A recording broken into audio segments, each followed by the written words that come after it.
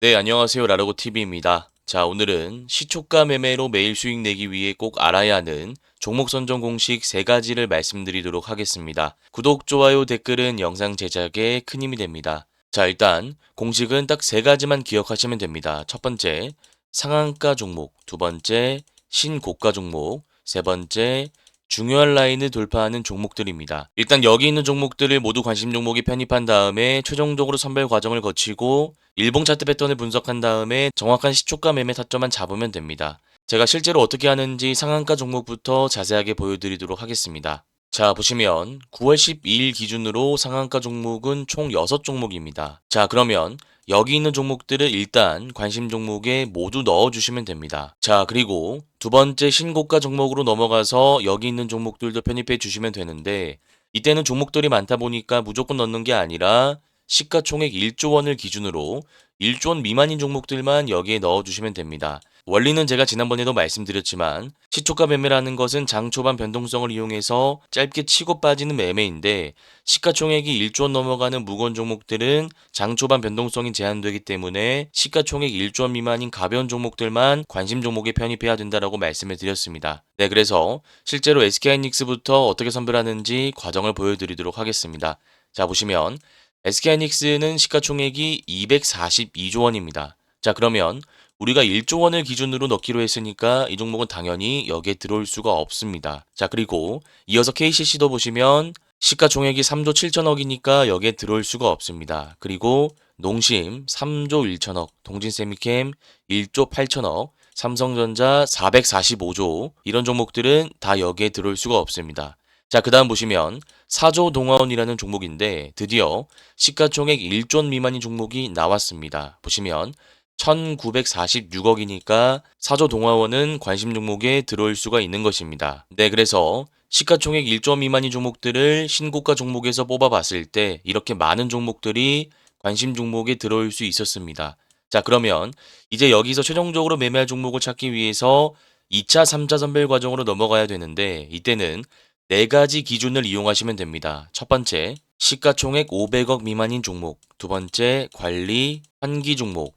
세 번째, 정치 테마주. 네 번째, 당일 신규 상장주입니다. 여기 있는 종목들은 장 초반 변동성이 너무나 심하기 때문에 개인 투자자 입장에서 대응하기가 어렵습니다. 그래서 여기에 해당되는 종목들이 있는지 하나하나 살펴보도록 하겠습니다. 자, 보시면 포록 모빌리티 그룹 우선주가 시가총액 500억 미만이기 때문에 관심 종목에서 삭제해 주는 것이 맞습니다. 자, 그리고 신고가 종목에서 베젤이라는 종목을 보시면 시가총액이 312억이니까 원칙상 삭제해 주시는 게 맞습니다. 이 두 종목을 제외한 나머지 종목들은 시가총액 500억 이상의 관리 환기 종목도 없고 정치 테마주도 없고 신규 상장주도 아니기 때문에 우리가 그대로 가져갈 수 있습니다. 자, 그러면 이렇게 2차 선별 과정까지 마쳤으니 다음은 3차 선별 과정으로 넘어가야 됩니다. 이때 쓸 수 있는 기준은 바로 매물대라는 것이 있습니다. 매물대라는 것은 제가 여러 번 강조드렸지만 어려운 개념이 아니라 개인 투자자가 물려있는 구간을 의미합니다. 쉽게 얘기해서 주가가 바닥 구간에서 여기까지 올라갔다가 다시 빠지고 반등하는 차트가 있다라고 가정해 보겠습니다. 자, 그러면 지금 주가는 여기고 전고점은 여기이기 때문에 개인 투자자가 물려있는 구간은 이 네모난 박스 구간이 됩니다. 자, 그러면 우리가 이런 차트 패턴일 때는 시초가 매매 관점에서 접근하기가 어렵다라는 것이고 결과론적으로 봤을 때 앞에 매물대를 모두 소화하고 나서 우상향하고 있는 종목을 선별해야 된다라는 것입니다. 다만 여기서 예외적으로 기억하셔야 될 것은 상한가 종목은 매물대 기준을 적용하지 않는다라는 것입니다. 왜냐하면 세력들이 바닥 구간 물량 매집을 하고 나서 주가를 올렸기 때문에 종목 선정 관점에서는 매물대를 볼 필요가 없고 타점을 잡을 때만 매물대를 살펴보시면 됩니다.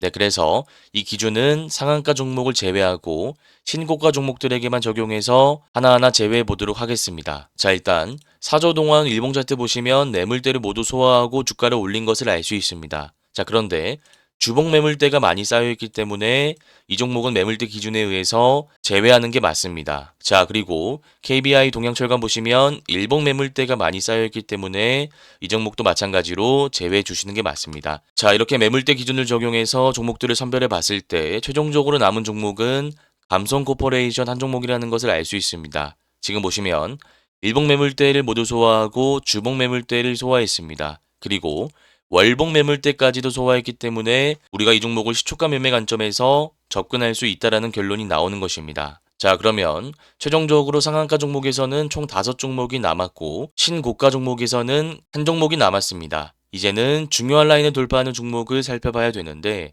중요한 라인이라는 것은 말 그대로 박스권을 돌파하거나 이평선 수렴 구간을 돌파하거나 혹은 전고점을 돌파하는 경우를 의미합니다. 네, 그래서 이 종목들은 전일 대비 등락률 상위에서 하나하나 살펴보시면 되는데, 지금 보시면 120선을 뚫고 나서 5일선 추세 상승하고 있는 종목이기 때문에 이 종목은 관심 종목에 편입시킬 수 있습니다. 그리고 쭉 내려보다 보면 사이닉 솔루션이라는 종목도 중요한 라인을 돌파한 것을 알 수 있습니다. 지금 보시면 상승 파동 이후에 주가가 눌리고 나서 횡보한 다음에 이평선 수렴 구간 돌파하는 거래대금 실린 장대 양봉이 나온 것을 알 수 있습니다. 그래서 이 종목도 관심 종목에 편입할 수 있는 것입니다. 자, 그러면 상한가 종목, 신고가 종목, 중요한 라인을 돌파한 종목 최종적으로 8종목이 나왔는데, 여기서 모든 종목을 매매하는 것이 아니라 그 종목에 맞는 패턴을 적용해서 타점을 잡은 다음에 내가 원하는 패턴대로 움직이는 종목이 있다면 그 한 종목을 정해서 매매하는 것이 중요합니다. 네, 그래서 MSC부터 제가 어떤 패턴을 가지고 있는지 하나하나 자세히 말씀드리도록 하겠습니다.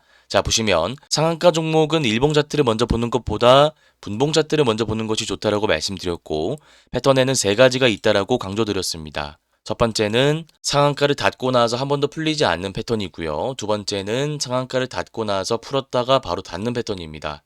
그리고 세 번째는 닫고 풀고를 반복하는 패턴인데, 3번일 때는 시초가 매매가 불가능하고 1번과 2번일 때만 시초가 매매 관점에서 접근이 가능하다라고 말씀을 드렸습니다. 지금 MSC 분봉 패턴 보시면 상한가를 닫고 나서 한 번도 풀리지 않는 1번 패턴이기 때문에 우리가 시초가 매매 관점에서 충분히 접근할 수 있다라는 결론이 나옵니다.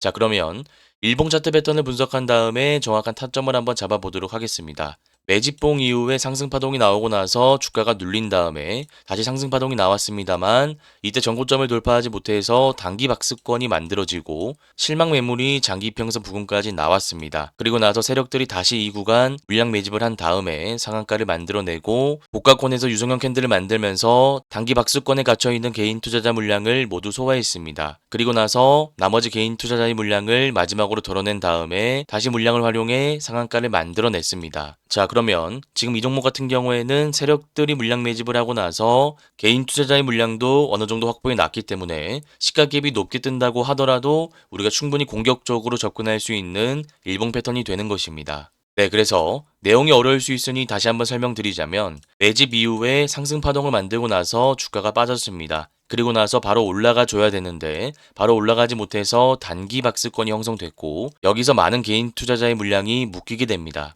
그리고 나서 손절할 사람들은 손절하고 바닥 구간 세력들이 다시 매집을 완료했습니다. 그리고 나서 이 물량을 바탕으로 상한가를 만들고 고가권에서 유성형 캔들을 통해 단기 박스권의 개인 투자자 물량을 가지고 왔습니다. 그리고 나서 다시 상한가를 만들었죠. 자, 그러면 세력들은 개인 투자자의 물량을 많이 확보한 상태이기 때문에 우리가 손절 라인을 타이트하게 잡고 갭이 높게 뜬다고 하더라도 공격적으로 진입할 수 있다는 결론이 나오는 것입니다. 네, 그래서 이 패턴 자주 나오는 패턴이니까 꼭 기억하셔서 다음 실전 매매 한번 적용해 보시길 바라겠습니다. 자, 그 다음 코오롱 모빌리티 그룹 살펴보도록 하겠습니다. 보시면 마찬가지로 상한가 종목이기 때문에 바로 분봉으로 넘어가도록 하겠습니다. 분봉 보시면 상한가를 닫고 나서 풀고 오랜 기간 횡보하다가 다시 닫고 풀고를 반복했기 때문에 이 종목은 3번 패턴으로 규정하고 원칙상 패스하도록 하겠습니다. 자, 그 다음 M디바이스라는 종목을 살펴보도록 하겠습니다. 보시면 마찬가지로 상한가 종목이니까 분봉을 먼저 살펴봐야 되는데, 지금 보시면 상한가를 터치하고 나서 빠졌다가 닫고 나서 풀고 다시 닫고 나서 풀고 11시 30분부터는 쭉 닫아놨습니다. 자, 그러면 원칙상 이 패턴은 시초가 매매 관점에서 접근이 불가능한데, 지금 일봉 패턴 보시면 단기 박스권을 돌파하는 상한가를 만들어냈기 때문에 다음 주 시가 갭이 뜨고 나서 기준봉의 종가 라인만 지켜준다면 우리가 단기 스윙 관점에서 양이나 혹은 상한가 이후에 횡보하고 다시 올라가는 패턴을 노려볼 수 있습니다. 네, 그래서 기준봉의 종가 라인을 이탈하지 않고 거래대금 실린 음봉 캔들이나 양봉 캔들이 나오면서 지지 라인이 형성된다면 단기 스윙 관점으로도 들어갈 수 있는 패턴이니 꼭 기억하셔서 다음 실전 매매 한번 적용해 보시길 바라겠습니다. 자, 그 다음 하나머티리얼즈라는 종목 살펴보도록 하겠습니다. 보시면 대체거래소에서 상한가를 마감한 종목입니다. 지금 보시면 19시 58분에 상한가를 닫고 나서 한 번도 풀리지 않았기 때문에 원칙상 시초가 매매 접근이 가능합니다. 자, 그러면 일봉 차트로 넘어와서 구체적인 패턴을 분석해 보도록 하겠습니다. 보시면 고점을 찍고 나서 주가가 쭉 빠진 다음에 단기 파동이 나오고 나서 다시 횡보했습니다. 그리고 나서 단기 박스권 상단 라인을 돌파하는 상한가가 나왔기 때문에 이때는 매매 전략을 크게 두 가지로 수립할 수 있습니다. 첫 번째, 시가 갭이 낮게 뜰 때 시가 매매 관점에서 짧게 잔파동만 먹는 방식이 있습니다. 그리고 두 번째는 시가 갭이 높게 뜬다면 바로 들어가는 것이 아니라 캔들을 확인하고 나서 단기 스윙 관점으로 물량을 모아갈 수 있는데, 이 패턴은 제가 아까 말씀드렸던 M 디바이스와 비슷한 패턴이다 라고 기억하시면 됩니다. 자, 일단 시초가 매매 전략부터 근거를 제가 자세하게 말씀드리도록 하겠습니다. 자, 지금 보시면 강력한 추세 상승 구간 매물대는 45,000원 이상부터 쌓여 있습니다. 그리고 바닥 구간 매물대는 약 24,000원에서 38,000원까지 쌓여 있었습니다. 이분들은 오랜 기간 물려 있다가 약 반년 만에 드디어 수익 구간으로 들어오게 된 것입니다. 자, 그러면 만약 다음 주에 시가 갭이 높게 뜬다면 이분들은 어떻게 하고 싶을까요? 당연히 오랜 기간 물려 있었다 보니까 분할 매도를 하든 혹은 전량 매도를 하든 물량은 조금 팔고 싶을 겁니다. 자, 그런데 시가 갭이 낮게 뜬다면 오랜 기간 물려 있었던 것에 대한 보상 심리가 작동하기 때문에 일단 물량을 팔지 않고 들고 있게 됩니다. 자, 그리고 여기에 세력들의 매수세와 신규 매수세가 유입이 된다면 시가 갭이 낮게 뜬 구간에서 반짝 튀어 올랐다가 빠질 수 있는 것입니다. 그래서 우리가 첫 번째 전략인 시가 매매 관점에서는 여기 들어가서 짧게 잔파동만 먹는 전략으로 접근하는 것이 효율적인 매매라고 할 수 있습니다. 자, 그리고 두 번째는 양 패턴이나 아니면 상한가 이후에 횡보하고 나서 올라가는 패턴을 의미하는데, 이 구간이 생기는 이유는 제가 아까도 말씀드렸지만 매물 구간이 많이 쌓여있기 때문에 이 물량을 소화하는 과정에서 세력들이 물량을 받고 주가를 올려야 되기 때문에 결과론적으로 봤을 때 양이나 상한가 이후에 횡보하고 나서 올라가는 패턴이 나오게 되는 것입니다. 네, 그래서 시가 갭이 어떻게 뜨는지에 따라서 매매 전략을 유연하게 잡을 수 있기 때문에 이 패턴들을 꼭 기억하셔서 다음 실전 매매 한번 적용해 보시길 바라겠습니다. 자, 그 다음 나우로보틱스 살펴보도록 하겠습니다. 자, 보시면 상한가를 터치하고 나서 오랜 시간 횡보한 다음에 다시 대체거래소에서 상한가를 닫고 풀고를 반복했습니다. 자, 그러면 이 패턴은 원칙상 시초가 매매 관점에서 접근이 불가능합니다.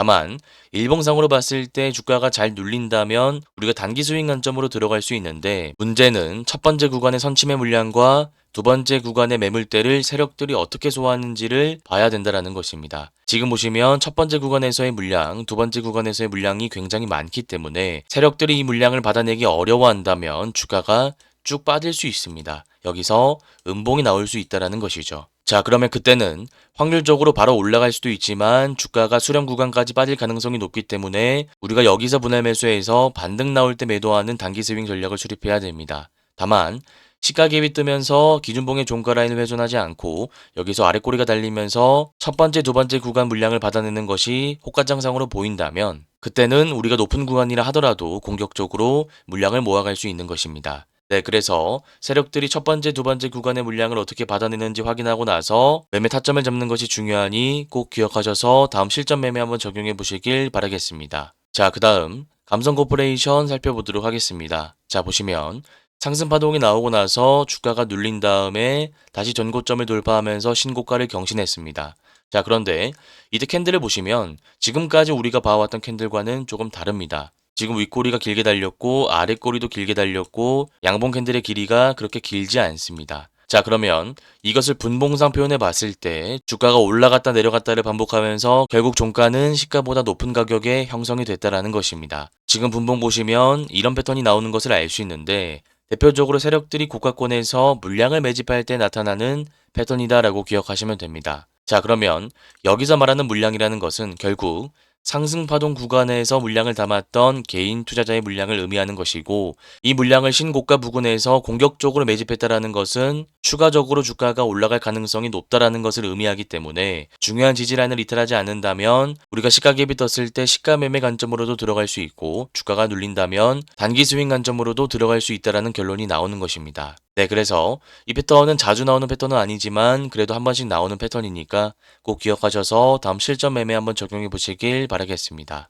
자, 그 다음 제닉스 로보틱스 살펴보도록 하겠습니다. 보시면 상승 파동 이후에 주가가 눌리고 나서 오랜 시간 횡보했습니다. 그리고 나서 장기 이평선을 돌파하는 장대양봉이 나온 다음에 5일선 기준 단기 추세가 형성됐습니다. 그리고 평균 거래대금도 많이 늘어났습니다. 자, 그러면 세력들이 물량 매집을 마치고 나서 주가를 올리고 있다는 뜻이기 때문에 일봉 패턴을 분석하고 나서 거기에 맞는 타점을 잡으면 됩니다. 지금 보시면 장기 이평선 뚫는 장대양봉이 나오고 나서 5일선 기준으로 고가를 돌파하는 캔들이 연속적으로 나왔습니다. 그리고 나서 다시 거래대금 실린 장대양봉이 나왔는데 이럴 때에는 크게 두 가지 매매 전략을 수립할 수 있습니다. 첫 번째, 시가갭이 뜬다면 장대양봉 하나를 보고 우리가 시가 매매 관점에서 접근할 수 있습니다. 그리고 두 번째, 바로 상승하지 않고 5일선을 기준으로 고가를 돌파하는 캔들을 만들어냈다가 다시 상승할 가능성도 있기 때문에 이때는 단기 스윙 관점에서 분할 매수로 물량을 모아가는 전략이 있습니다. 네, 그래서 이 패턴 모두 자주 나오는 패턴이니까 꼭 기억하셔서 다음 실전 매매 한번 적용해 보시길 바라겠습니다. 자, 그 다음 사이닉 솔루션 살펴보도록 하겠습니다. 지금 보시면 신규 상장 상승 패턴을 적용할 수 있습니다. 상승 이후에 주가가 눌리고 나서 거래대금 실린 장대양봉이 처음으로 나왔기 때문에 이때는 시가갭에 뜰 때 짧게 먹고 나오거나 아니면 종가 매매 단기 스윙 관점에서 물량을 모아갈 수도 있습니다. 네, 그래서 신규 상장 상승 패턴은 제가 너무 자주 말씀드렸던 패턴이기 때문에 꼭 기억하셔서 다음 실전 매매 한번 적용해 보시길 바라겠습니다. 네, 이렇게 시초가 매매로 매일 수익 내기 위해 꼭 알아야 하는 세 가지 종목 선정 공식을 말씀드렸습니다.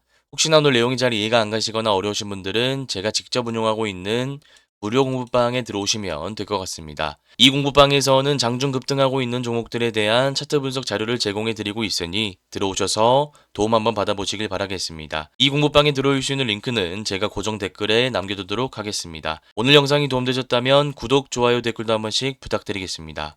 감사합니다. 주린이 분들은 왼쪽 화면을 클릭하시면 되고요. 실전 단타 기법을 배워보고 싶다 하시는 분들은 오른쪽 화면을 클릭하시면 됩니다. 감사합니다.